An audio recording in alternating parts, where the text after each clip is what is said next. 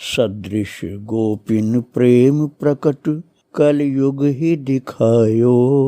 निरअंकुश अति निडर रसिक यश रस न गायो। दुष्टन दोष विचारे मृत्यु को उद्यम कियो। बारन बांको भयो गरल अमृत ज्यों पियो। भक्ति निशान बजाय के काहू ते नाही लजी। लोक लाज कुल श्रृंखला तज मीरा गिरधर भजी। श्री राधे राधे। भक्तों, प्रभु का सुरक्षा कवच भक्तों के लिए सदा ही तैयार रहता है। जो अपने को भगवान के लिए समर्पित कर चुका है, ऐसा प्रभु का प्रेमी कहीं भी रहे, भगवान अपनी सुरक्षा में ही उसको रखते हैं। और लोग तो सोचते हैं कि शरीर सुरक्षित रह ही नहीं सकता है विपरीत परिस्थितियों में, लेकिन ठाकुर जी की शक्ति उसे सुरक्षा प्रदान करती है। मीरा जी का चरित्र आप लोग सुन रहे थे। महान संत भक्त माता मीरा जी ऐसी अद्भुत थी कि उनको भूत महल के कक्ष में बंद कर दिया गया था और उन्होंने कोई ऐतराज नहीं किया। उसके बाद तो भगवान में डूब गए समाधि में। और जब किसी तरह से उनको खोजा गया तो 1 हफ्ता बीत चुका था। राणा तो यही समझ रहा था कि अब तो मर चुकी होगी, अंधेरी कोठरी में बंद। लेकिन खोजने वाले प्रेमी भक्त लोग जब उस कक्ष में पहुंचे हैं, ताला खोले, अंदर घुसे, तो महाराज मीरा जी के तेज से वहां अंधेरा कक्ष भी दीप्यमान हो रहा था। और जब प्रकाश देखा लोग तो चौंक पड़े और पीछे हट गए। लोगों की आंखें आश्चर्य से खुली रह गई और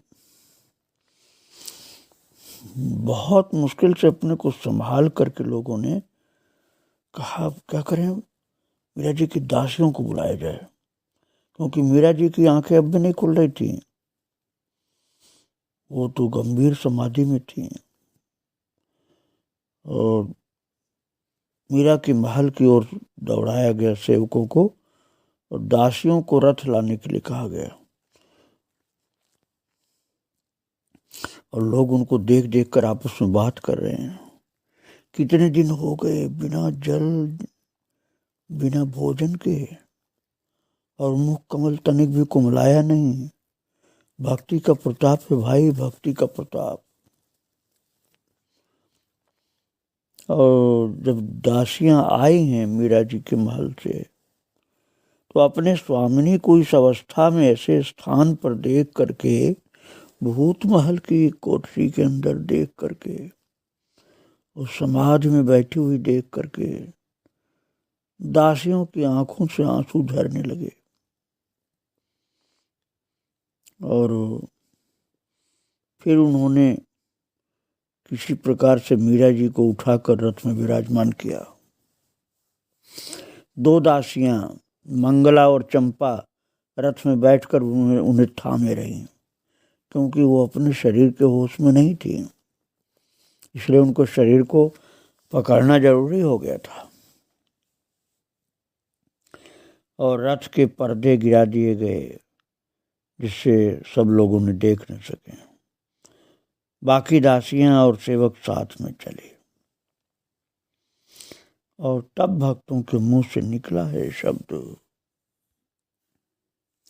महान भक्त संत मीराबाई की जय, मीराबाई की जय, मीराबाई की जय ध्वनि भक्त लोग बोलने लगे। और वो आवाज राणा के कान तक पहुंच गई। चौंक पड़ा, तलवार की मुठ पर हाथ रखा, खड़ा हुआ और देखा सारी जनता मीरा जी को साथ लेकर के जा रही है। उसने तो समझा था कि मीरा मर चुकी होगी। मीरा तो समाधि में थी, उनको रथ पर बिठा करके सेवक, दास दासियां ये सब पकड़ के ले जा रहे। सेविकाएं और दासियां मीरा जी के शरीर को पकड़ रखी और लोग पीछे पीछे जय जयकार करते हुए चल रहे हैं। और वक्तों इसके बाद मीरा जी के शरीर को स्नान आदि कराया गया, कुछ लेप किया गया, कुछ खिलाया पिलाया गया। उनसे पूछा तो बोली कि मैं तो भगवान के साथ खेल रही थी, उनकी सेवा कर रही थी, खेल रही थी उनके साथ। सास जो थी उसने पूछा कि इतने दिन तुम बिना खाए पिए कैसे रह सकी? तो मीरा जी बोली कि मनुष्य का मन जिस ओर लगा रहता है उसे वही बात सोचती है। मुझे तो यही नहीं पता कि मैं कहाँ थी, खाने पीने का याद कहाँ से आता। उनकी सास माता ने पूछा कि पर प्यास तो किसी प्रकार सही नहीं जा सकती, आपने तो पानी भी नहीं पिया 7 दिन। मीरा जी ने कहा मुझे नहीं मालूम कि पानी भी पीना होता है, मेरा तो देह पर ध्यान ही नहीं था, मैं तो कहाँ थी कैसे बताऊं, मैं तो अपने प्रीतम के पास थी। और महाराज राजमाता ने कहा कि बेटा मीरा, मैं तो सोचती हूँ कि तुम पीहर चली जाओ,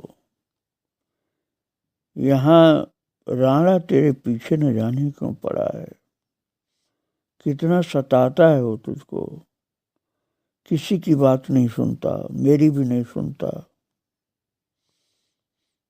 मीरा हंसने लगी, बोली मुझे उनके ऊपर कोई नाराजगी नहीं है, मैं तो अपने ठाकुर जी के साथ मस्त हूँ और मेरे साथ क्या होता रहता है ये मैं ध्यान भी नहीं देती हूँ, और प्रभु संभालते हैं ना मुझको।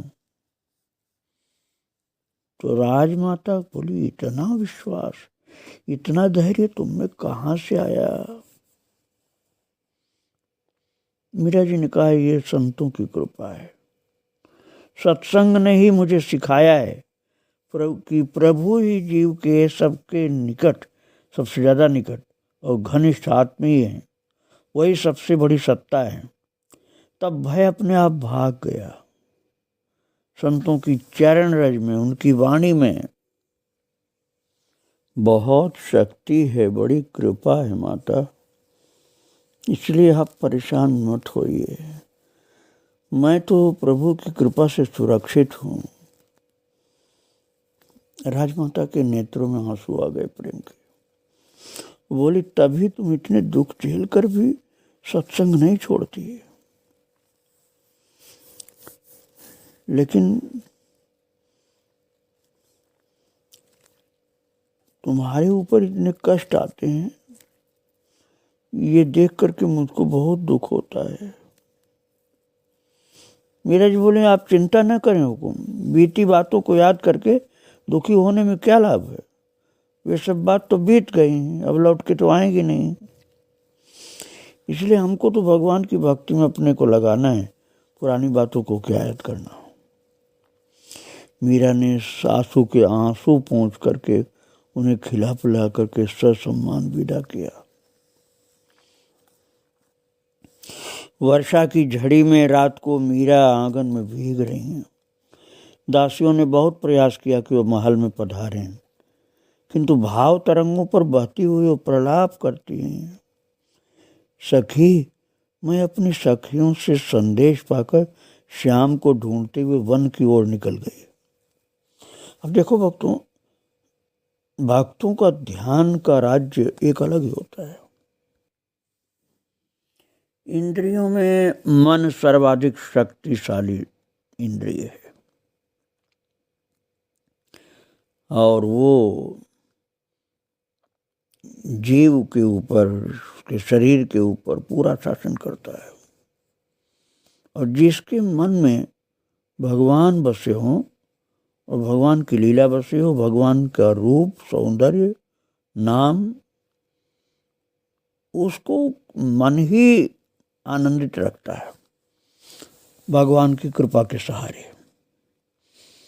अब सखियां देख रही थी कि वो तो महल में है, लेकिन वो ठाकुर जी की लीला में चल रही थी। वो कह रही कि श्याम को ढूंढते हुए वन की ओर निकल गई थी मैं। वहां मैंने देखा कि एक हाथ में बंसी और दूसरे हाथ में सघन तमाल की शाखा थामे हुए श्याम सुंदर खड़े हैं। आह, कैसी छटा है, क्या कहूँ। ऊपर गगन में श्याम मेघ उमड़ रहे थे, उनमें रह रह कर के दामनी दमक आती थी। यहाँ तमाल तले घनश्याम खड़े खड़े मानो किसी की प्रतीक्षा कर रहे थे और पवन वेग से पीतांबर फहरा रहा था। सखी, उस रूप का वर्णन कैसे करूं, कहाँ से आरंभ करूं। मोर पंख उनके सिर के ऊपर चमचमा रहा था, भुजाएं अद्भुत आकर्षण युक्त और उनका श्रीमुख कितना प्यारा, कितना सुंदर। सघन घुंघराले केश पवन वेग से उड़ उड़ करके कुंडलों में उलझ जा रहे थे। और ये भी मैंने देखा कि जैसे बादल में बिजली चमक रही थी, ऐसे ही श्याम सुंदर के पीतांबर उनके शरीर पर चमचमा रहे थे। भक्तों, लोगों की दृष्टि में तो मीरा जी को बहुत कष्ट दिया जा रहा था चित्तौड़ में, और मीरा जी अपने कक्ष में भगवान कृष्ण के साथ खेल रही हैं। आंख बंद है और मन से श्री वृंदावन धाम में कृष्ण के साथ हैं। और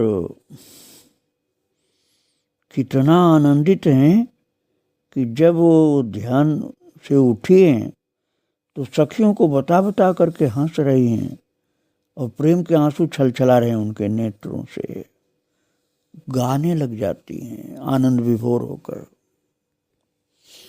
फिर मीरा जी बताती हैं कि कन्हैया ने अपने साथ झूला में झूलवाया। मैं प्रभु के बगल में बैठी थी, झूला चल रहा था। पहले तो मैं ही अपने हाथ से झूला चला रही थी, लेकिन बाद में जब मुझको ही बैठा लिया तब मैं खुद झूल रही थी और प्रभु मुझे अपनी भुजाओं में स्पर्श करके अपना श्रीमुख मेरे मुख के पास कर रहे थे, हंस रहे थे। कभी कभी तो इतना खुल करके हंसे कि उठा करके मुझे अपने पास बिठा लिया और कहा, अब कैसा है जी तेरा, ठीक है। और कृष्ण के पूछने पर मैं भाव समुद्र की उत्ताल तरंगों में आनंद विभोर थी। मुझे तो कोई दुख ही नहीं था। और तब तक मैंने देखा कृष्ण तो मेरे पास से गायब हो गए, न जाने कहाँ चले गए अंतर्धान होकर। और आकाश में बादल काले काले आए। उसी समय कड़कड़ाहट के साथ बिजली चमकी और बिजली मेरे निकट से ही गई। और थोड़ी देर पहले मैं कृष्ण की बाहों में थी और अब मैं अकेली बैठी और बिजली कड़कड़ाने लगी। बादल इस प्रकार से मुझे भयभीत से करने लगे। तब मैं अपने श्याम को पुकार उठी और मैंने कहा, बादल देख डरे श्याम, मैं तो बादल देख डरे। काली पीली घटा उमड़ी बरसो एक घड़ी, बादल देखे डरे। जित जो तित पानी पानी, हुई हुई भौम हरी, बादल देखे डरे। मीरा जी को लगा कि जैसे मेरे प्रीतम कहीं चले गए, मुझको छोड़ के चले गए। जाका पिए परदेश बसत है, भीजे बाहर खरे। मीरा के प्रभु हरि अविनाशी, की जो प्रीत खरी। बादल देख डरी, श्याम मैं तो बादल देख डरी। जहाँ बहुत प्रेम होता है भक्तों, वहाँ जब अकेलापन कहीं दिखलाई पड़े कि हमारे ठाकुर जी तो चले गए, मैं अकेली रह गई, तब भक्त को वियोग का दुख, विरह का दुख हो जाता है और उसके बाद फिर प्रभु से मिलन होता है। मीरा जी उसी स्थिति में थी उस समय। भक्तों, मीरा जी तो अपने ठाकुर जी के आनंद में रहती थी, उनको कोई भी परेशानी नहीं थी, क्योंकि मन प्रभु में मुदित था। और राणा परेशान, फिर उसने जो कार्य किया है वह अत्यंत ही निकृष्ट कार्य था। उसने क्या किया भक्तों, एक जंगल का शेर किसी तरह से पकड़वा के पिंजरे में बंद करके लाया और बस वो मीरा के द्वार पर छोड़ करके जैसे मीरा को खा जाए ऐसा इंतजाम कर रहा है। और जो गोमती सेविका थी वो भागी हुई आई और मीरा जी से बोल, बाईसा हुकुम, बाईसा हुकुम। उसकी आंखों में भय था भक्तों, सांस नहीं रुक रही थी। और उसने ड्योढ़ी की ओर हाथ से संकेत किया। मीरा आरती करके प्रणाम कर रही थी भगवान को। सिर उठा करके उन्होंने सहज ही गोमती की ओर देखा, पूछा क्या हुआ, तो ऐसे क्यों घबरा रही है? उसने कहा, भाई सा हुकुम, नाहर। नाहर का तात्पर्य शेर, सिंह। वो घबरा के सखी बोली, भाई सा हुकुम, नाहर। और उसके बोल उसके मुंह में ही जैसे डर से रह गए, आवाज ज्यादा नहीं निकल पाई। और महाराज मीरा जी ने देखा कि कक्ष के द्वार पर एक युवा केसरी नार खड़ा था। उसे देखकर गोमती 2 पग मीरा की ओर बढ़ गई और उसी समय चंपा दौड़कर द्वार बंद करने लगी। मीरा जी ने कहा, ठहर चंपा, ठहर, अरे दरवाजा खोल दे। महाराज चंपा रोने लगी। चंपा बोली, अभी 4 दिन पहले ही तो जंगल से पकड़ा गया है, प्रत्यक्ष काल खड़ा है। मीरा चंपा बोली कि प्रत्यक्ष काल खड़ा सामने। मीरा जी ने कहा, द्वार खोल, आज तो नरसिंह भगवान पधारे हैं, जा तो पूजा सामग्री ले आ। पूजा की थाली हाथ में लेकर मीरा ने पुकारा, पधारो प्रभु, पधारो, आज तो दासी पर असीम कृपा की, बड़ी कृपा की प्रभु। और कहते कहते गला भराया मीरा जी का। जैसे वनराज इन्हीं की इजाजत की प्रतीक्षा कर रहे थे, देरी लांग करके निश्चिंत भाव से वो महाराज सिंह मीरा जी के कमरे के अंदर ही आ गया, जैसे कोई भय उसको नहीं था और वो किसी को भयभीत करने भी नहीं आया था। ऊपर उठी हुई पूंछ उन पर चमर कर रही थी। पूंछ सिंह जो था अपनी चमर की तरह से मीरा जी की तरफ घुमा रहा था। जीभ से होठ काट कर एक लंबी उबासी ली और शांत खड़े हो गया। स्वामिनी जी को निर्भय देखकर दासियों ने भी थोड़ा थोड़ा धीरज अपना जुटाया। आरती, भोग, माला, तांबूल, धूप, दीप ये स्वामिनी के पास रखने लगी सखियां। मीरा ने तिलक करने को हाथ उठाया तो मृगराज ने मस्तक झुका दिया। माला पहना करके उन्होंने आरती की और दूध, मलाई, मिठाई का भोग लगाया। अब आप सोचिए, शेर को दूध मलाई खिलाई जाएगी, मिठाई खिलाया गया। केसरी महाराज ने मिठाई खाकर जीभ से लपर लपर दूध पिया और मीरा के साथ सभी दासियों ने धरती पर मस्तक रखकर प्रणाम किया और मन ही मन कहा कि हमारी स्वामिनी का बाल भी बांका मत होने देना प्रभु। और सिर झुका करके नाहर ने मीरा का सिर सूंघा, जैसे कोई बहुत बड़ा बुजुर्ग आशीर्वाद देता है, ऐसे ही नरसिंह भगवान ही जैसे आशीर्वाद देने आए थे।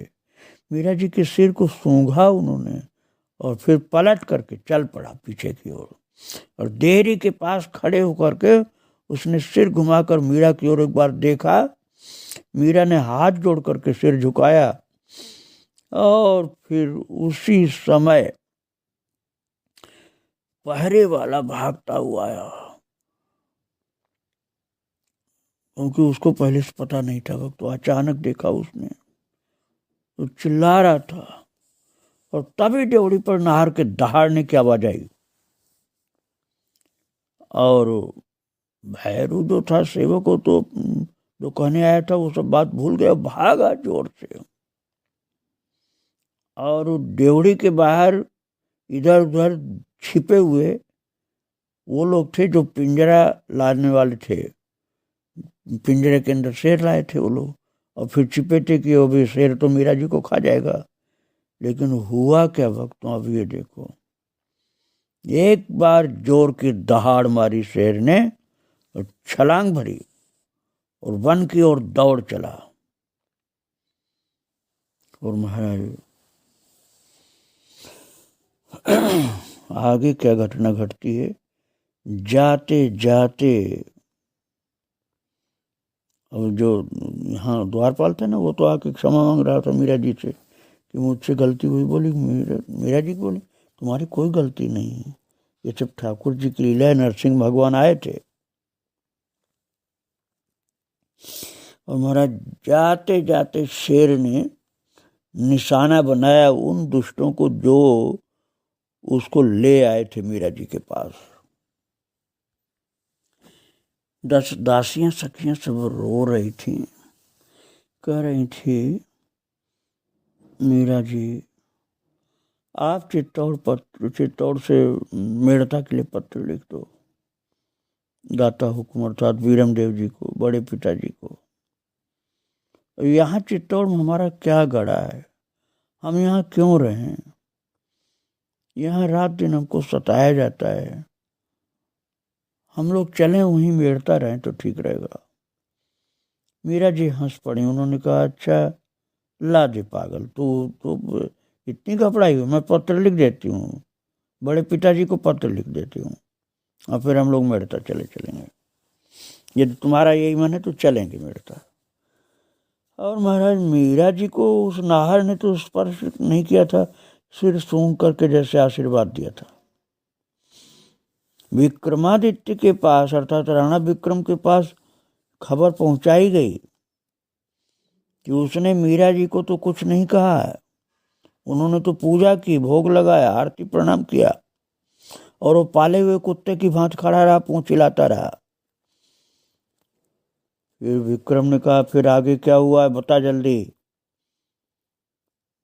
तो महाराज सेवक जो आया था बताने, वो बोला महाराज वापस लौट करके वो पिंजरा में नहीं घुसा शेर, वो तो भाग गया जंगल में, लेकिन जंगल में जाने के पहले उसने पिंजरा लाने वालों को मार डाला।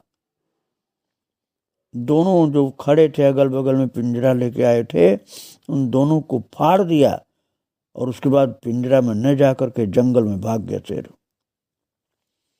ये सुनकर के राणा को पहले विश्वास ही नहीं हुआ, जैसे बुद्धि उसकी खत्म हो गई, बोला नहीं गया। वो सेवक कह रहा है कि महाराज वो तो ऐसे व्यवहार कर रहा था जैसे पालतू कुत्ता हो। राणा ने धीरे से कहा वो पाला हुआ तो नहीं था, वो तो नरभक्षी था, 4 दिन पूर्व ही पकड़ा गया। वो भी डर गया इस वशीकरणी से, पशुओं पर भी इसका मंत्र चल गया, अब क्या होगा इस कुल का। उसके मुख से निकला कि ये तो सबका भक्षण कर जाएगी। जब शेर इससे डर गया, अब कौन इसको कर सकता है कुछ। महाराज ऐसा अशुभ शब्द बोल रहा था कि वो तो सबको खा जाएगी। और आज तो मैं ये भी भूल गया हूँ, उसने कहा कि मैं राणा सांगा का पुत्र हूँ, मेरे अंदर तो वीरता ही नहीं रही और मेरा हर प्रयास बेकार जा रहा है। महाराज मीरा जी के लिए बड़े बड़े गंदे शब्द बोला उसने, गाली वाले शब्द जो बोलना उचित नहीं है। और अपने दुखी मन से अपने को संतोष देने के लिए सारा दोष मीरा जी का बोल रहा था वो। और वो ये कह रहा था कि मैं किसी तरह से इसको चित्तौड़ से निकाल पाऊं तो मेरा बचा हुआ परिवार तो बचा रह जाएगा, नहीं तो ये भी खत्म हो जाएंगे। अब ये उल्टी सोच है भक्तों। एक संत के पास रहने से सदा सबका भला होता है, लेकिन जिसको संत में श्रद्धा ही नहीं वो तो ऐसे बोलते हैं। मीरा जी के कारण ही चित्तौड़ का भाग्य था जो सुरक्षित था। चित्तौड़, मीरा जी के बिना क्या वहां सुरक्षा रहती, क्या शांति रहती, लेकिन ये बात वो समझ ही नहीं रहा था।